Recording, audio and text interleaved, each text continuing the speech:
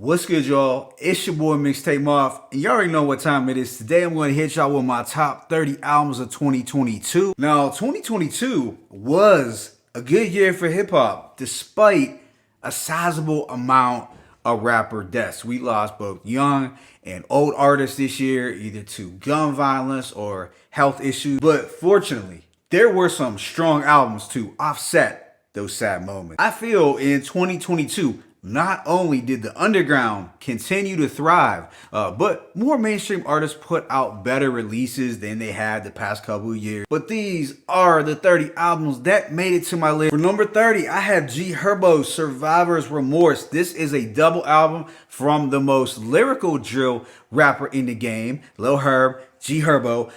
And while I didn't think that Herbo was at his best lyrically on this project compared to releases like 25 and PTSD, there were still moments where his storytelling shined. And considering the number of tracks on this thing, as it is a double album, it plays pretty well from front to back without too many skips. I enjoyed the production for the most part and how he touched on a range of topics and vibes. At number 29, I have Bun B and Corey Mo's Mo Trill. Southern rap legend Bun B linked up with the veteran Houston producer Corey Mo for this fun 11-track project. Corey Mo laced Bun B with those country rap tune style beats that were suitable for the Trill OG. The features were strong, offering some diversity, and I like the brighter, jazzier, and twangy production vibes. Yeah, overall, it was a feel-good and breezy listen. For number 28, I have OT's The Real Maxed Out, produced by Static Selecta. So OT The Real had a prolific year, releasing 3 projects, but this one with Static stood out the most. On this project, OT gave us vivid street reflections, lots of jail stories, and these descriptive details on surviving the trenches. And all of it was backed by some of Static's best beats of the year, in my opinion. You know, OT The Real is underrated when it comes to the drug talk. So if you like intricate street bars with a splash of introspection, definitely check this out. Number 27, I have Shay Nor's Food for Thought. On here, Shay Nor demonstrated why she's one of the most revered female MCs in the underground today. She handled the bulk of the production by herself as well. I didn't find the production to be quite as striking as her release with Paula Brown, but she did a good job overall. And Shay was able to cover a lot of bases lyrically. She gave us deep introspection on a record like Communion and the more ruthless, bloodthirsty bars on a track like Brains for Dinner. For number 26, I have Lotto 777. This album was my introduction to Lotto, and I have to admit, I enjoyed it more than I expected. Sure, the album isn't flawless due to a couple overly commercial and pop-like tracks, but there are moments where she really displays her rapping ability. The production as a whole was upbeat and fun. Yeah, I guess you could say this one was one of my guilty pleasures. For number 25, I have RJ Payne's Beautiful Pain 4. Now, I realize that this project could be classified as an EP due to its length. And if that is the case, then I could easily substitute it with If Cocaine Could Talk 7, where he impressed me the storytelling skill. But going with my initial pick of Beautiful Pain 4, I thought it was his best out of the 4-part series. There was quite a bit of substance and emotionally compelling material from Payne, and he continued to give us more food for thought as well as food for the soul. And the jazzy, soulful production sound from P.A.J. was stand out. For number 24, I have Big Moochie Grape's East Haiti Baby. Now, Big Moochie Grape is one of Young Dolph's artists signed to PRE, and I found this to be my favorite release from PRE this year. The thing that stood out the most with Big Moochie Grape is his flow, which is very fast-paced and precise. He's bringing a lot of energy to these dark, nocturnal trap beats. It's a good project to play at the gym or when you are pulling up to a spot and want to crack the pavement. Yeah, this has Memphis trap bangers in abundance. At number 23, I have Sauce Walka's Ghetto Gospel 3.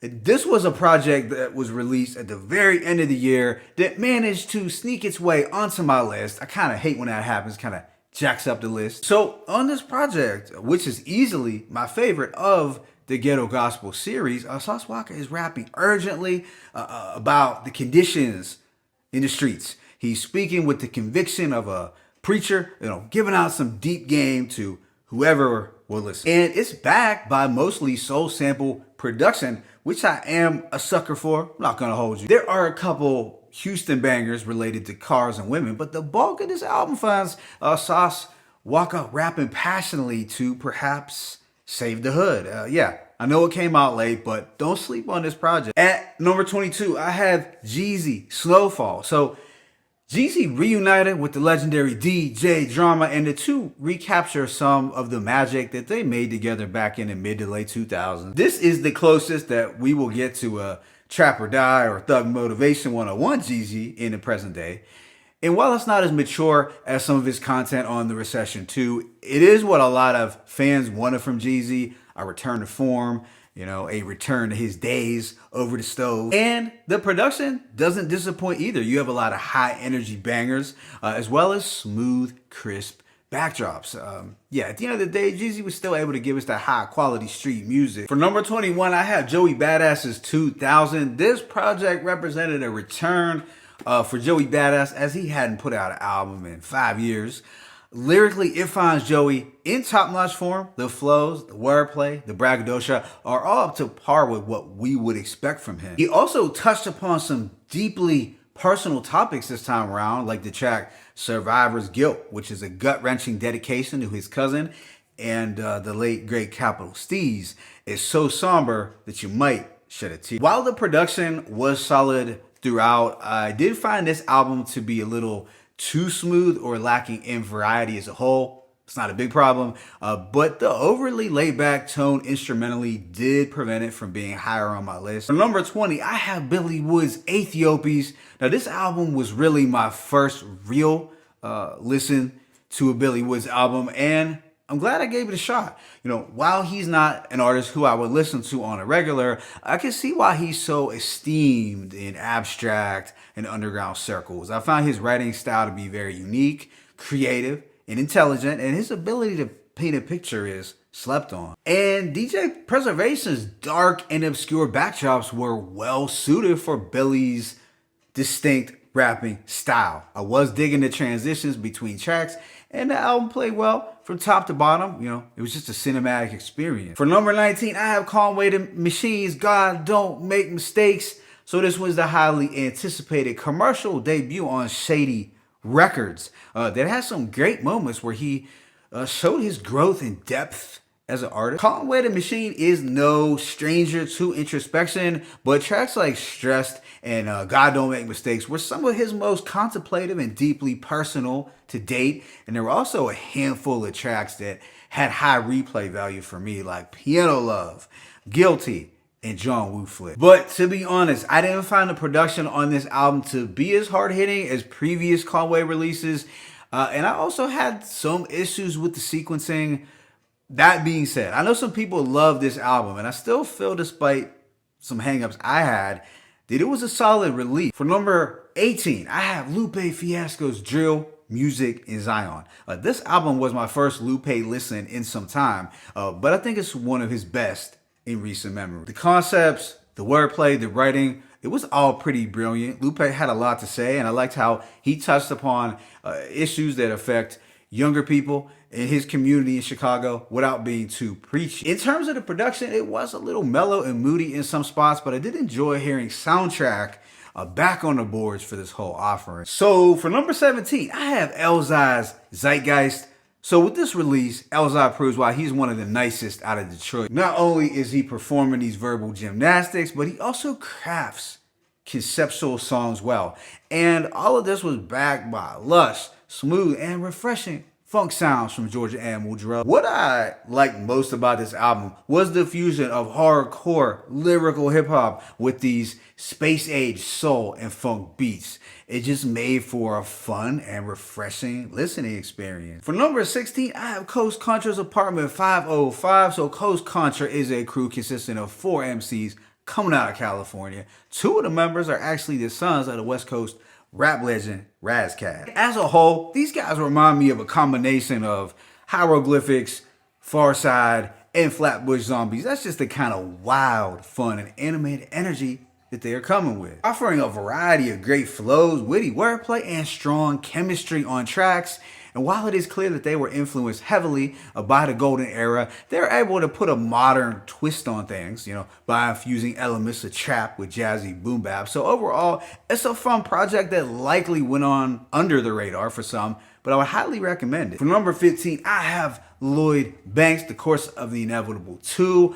On COTI 2, Banks continues to rap at a high level, giving us grim depictions on the streets and offering those moments of solemn introspection. I would say on COTI 2, he just perfected his already successful formula from last year. But this time around, he trimmed the fat, had better mixing, and widened the beat selection. And there's a little more variety to the production, which I could appreciate. As I found COTI 1 to be a little too dismal and dreary looking back, but as a whole, it was a very strong sequel and a successful year for Lloyd Banks. For number 14, I have Ransom and V-Dawn's Chaos Is My Ladder. So Ransom continued to dominate this year, releasing 3 projects. Chaos Is My Ladder, produced by V-Dawn, did come out later in the year, but it was good enough to crack my top 15. The production from V-Dawn was very dark, cinematic, and mafioso sounding. As a whole, the beats felt like wintertime. And Duffel Bag Man continued to give us these intense street scriptures, wasting no bars throughout. For number 13, I have Boldy James and Real Bad Man Killing Nothing. Like Ransom, Boldy James had one hell of a year. This project, Killing Nothing, was his second collaboration with Real Bad Man. The production this time around was a little darker than his Real Bad Boldy project, but it still has some lively and upbeat moments. Yeah, it's a dope project that I liked just a little more than his release with Future Wave, although that was pretty impressive too. And Boldy was really rap's MVP in 2022. He and Real Bad Man are definitely an underrated combo for sure. For number 12, I have Rome Streetz' Kiss the Ring. This was Rome Streetz' highly anticipated Griselda Records debut. And on the lyrical tip, Rome delivered in a big way, rapping with the hunger of an intern. He was also able to do some conceptual tracks and show off his storytelling talents. Conductor Williams handled the bulk of the production, lacing tracks with his distinct warped sound. However, while the production was strong to serviceable, I found Rome's rapping to be superior to the beats at times. Regardless, it was a good release that shows why Rome is one of the most talented newer faces in traditional street rap. At number 11, I have Dave East, How Did I Get Here?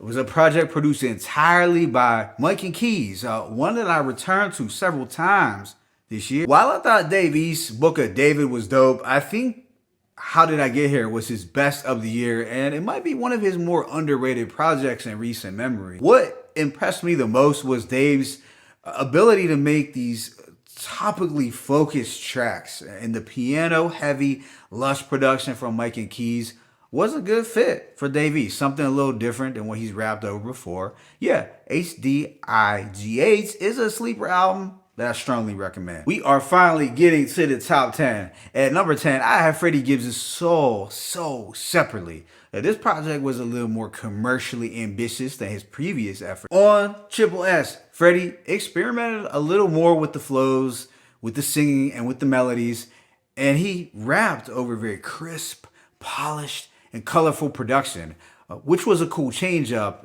His songwriting was a strength here too. Yeah, altogether, it was a fun project that some purists might not love as much as Pinata, Bandana, or Alfredo, and I get it. But I thought this was still a good listen with a lot of bangers. For number 9, I have Boldy James and Nicholas Craven's Fair Exchange, No Robbery. So what you had here was top-notch coke talk on top of top-notch soul production. Out of the 4 albums that Boldy James dropped this year, Fair Exchange, No Robbery would be my number 1. I found it to be a testament to both Boldy and Nicholas Craven's ability to continue to do what they do best, as they have done it since 2020, really. For number 8, I have Ransom's No Rest for the Wicked. And this one really felt like a cohesive full-length project, and one of his more balanced sonically also. You could tell that he took his time with this one. The production was mostly great, with Nicholas Craven's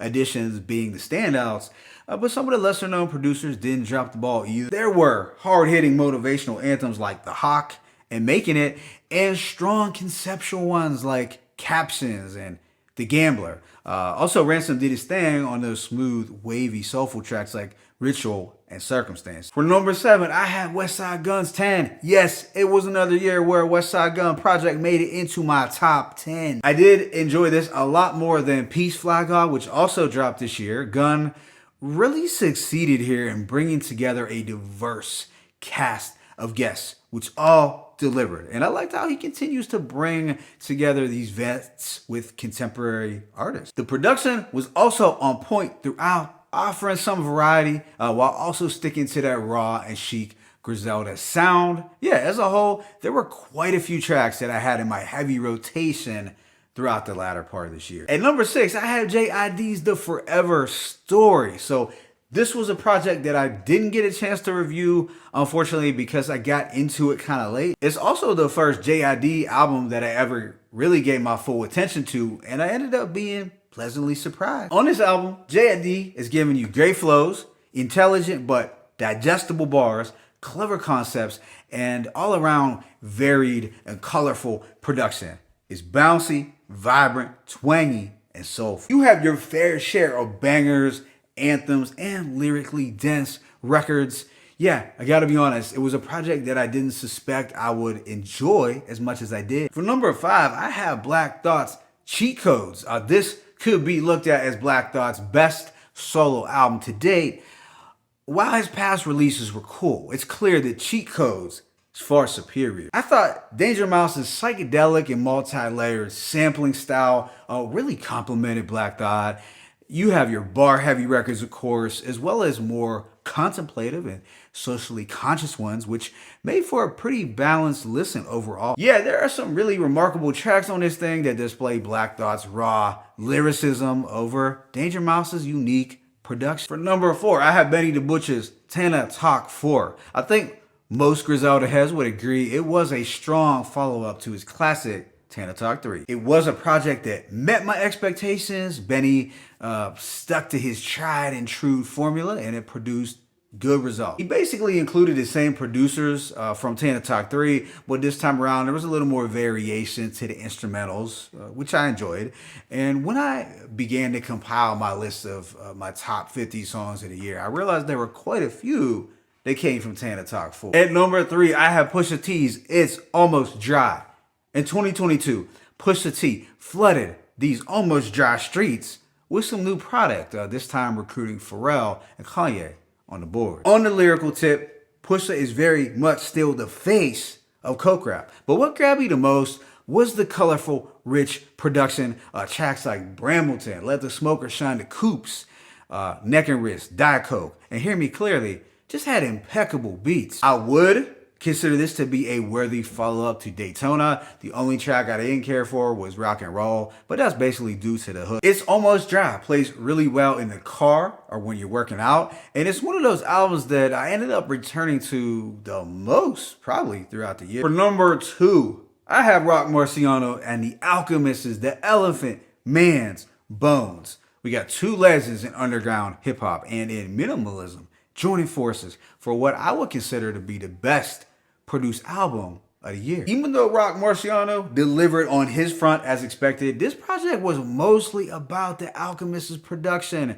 which was eclectic, otherworldly, vibe heavy, and the sampling was at genius level in some cases. This was one of those albums that you had to let play all the way through. It's not banger heavy necessarily, but the tracks just take you on that musical journey, for lack of a better term. The beats were abstract, yet still accessible, and yeah, I feel Rock and Uncle Al were really in their bag throughout this whole process. And for my number 1 project of 2022, I have Nas's King's Disease 3. Now, I had KD2 as my number 1 pick last year.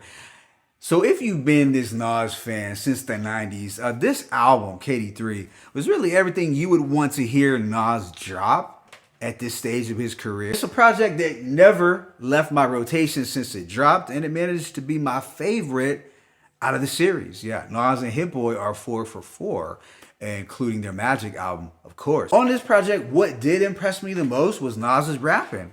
His flow, breath control, his bars, his storytelling, his insight, and the fact that he held it down by his lonesome for 17 tracks. Not that Hit Boy didn't deliver, let me be clear, because he did deliver in a big way, but it was really Nas's performance that made this album even better. I also liked how he made it a point to reach out to the youth, his passionate calls to stop the shooting and the killing. So those are my top 30 albums of this year. If I didn't include some of the ones you really dug, it's all right. Take some deep breaths, walk away, count to 10. It's going to be all good. But let me know in the comment section what your top albums would be. It's your boy Mixtape Month. I'm signing out. But be sure to hit that like button and please subscribe to their channel.